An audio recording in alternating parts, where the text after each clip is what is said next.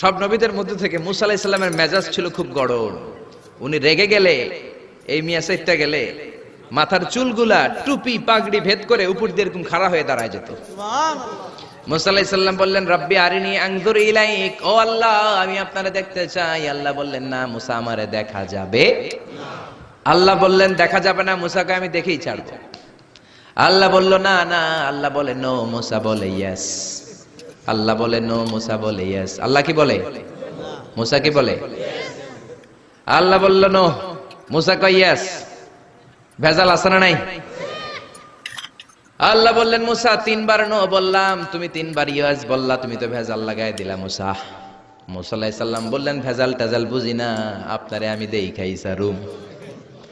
কারণ মুসা আলাইহিস সালাম আল্লাহর আওয়াজ শুনতেন।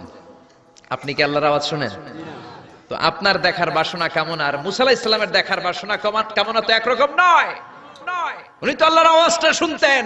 ওয়া কাল্লামাল্লাহু মুসা তাকলিমা, without any media, without any via, আল্লাহ সরাসরি মুসার সাথে কথা বলতেন। জোরে করে আল্লাহু আকবার। উনি প্রতিদিন আল্লাহর সাউন্ডটা শুনেন। আল্লাহর সাউন্ড এত সুন্দর, না জানি আল্লাহ দেখতে কত সুন্দর। এই চিন্তা মুসা আলাইহিস সালামের মধ্যে আছে না নাই? এজন্য মুসা আলাইহিস সালাম তিনবার বললেন ইয়েস ইয়েস ইয়েস। আল্লাহ আমি দেখেই ছাড়বো। আল্লাহ কয় নো নো নো। ভেজাল লাগছে না? আল্লাহ বললেন, মুসা কোন নবী এমন আবদার করে নাই, তুমি কেন করলা? মুসা কয় আমি এমনই করি, আমি আমার যেটা মনে চাই ওইটা আমি আদায় কইরা সারি। সুবহানাল্লাহ কইবেন না? আল্লাহ বললেন ঠিক আছে, ফাইন ইস্তাকাররা মাকানাহু ফাসাউফা তারানি, তোমার দিকে নূরের তাজাল্লি দিলে তোমার তো খুঁজে পাওয়া যাবে না রে মুসা। আমি আমার নূরের তাজাল্লিটা আরব বিশ্বের সব চাইতে উঁচু পাহাড় তুর পাহাড়ের উপরে দেব। আমার নূরের ফোকাস আমি তুর পাহাড়ের উপরে দেব। ফাইন ইস্তাকাররা মাকানাহু ফাসাউফা তারানি, তুর পাহাড় যদি টিকে থাকতে পারে তুমি কিছু দেখলে দেখবা, আর তুর পাহাড় টিকে থাকতে না পারলে তোমার দেখা সম্ভব না। চিল্লায় বলেন ঠিক কি না?